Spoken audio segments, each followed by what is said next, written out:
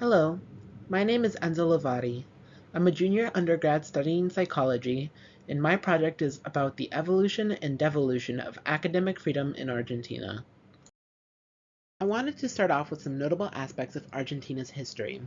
Argentina has a long history of political instability and academic repression since gaining their independence in 1816, when provinces were fighting over one another for power, which hindered education development at that time.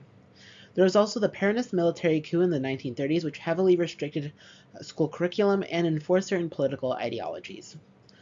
Despite their long history with conflict, they are incredibly progressive when it comes to making policies surrounding education. For example, in 1884, they passed the National Education Law, which made primary schooling compulsory and free for all children. They also provide free options for higher education and even attempt various educational reforms throughout the years into the modern day.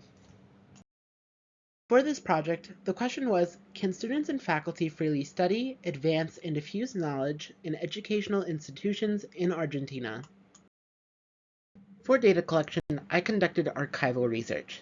This meant looking through academic papers, human rights reports, books, and newspapers for any information on Argentina's education system between the years of 1978 and 2019. Initially, Argentina did not have an academically free education system due to the Dirty War. During this time, the government was ruled by a military regime, which controlled the curriculum in schools, and any material that went against their ideologies was considered rebellious and they banned it. Any students and faculty caught teaching about or learning about these materials were expelled or even killed. After the return of democracy in 1983, Argentina has a mostly free education system, but they face a variety of obstacles that last into the modern day.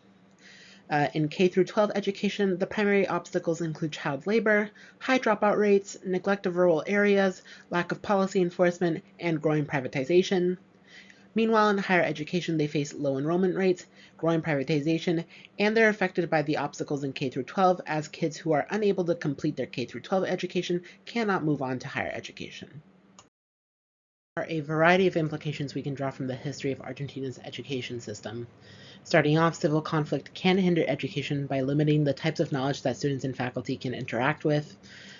Secondly, economic instability can affect education in a variety of ways.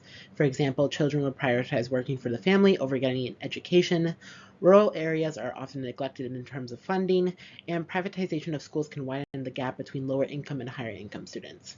Lastly, policy enforcement is crucial when it comes to increasing education quality. More research is needed, though, in other countries to find out the full extent of civil conflict and economic instability on academic freedom. Thank you.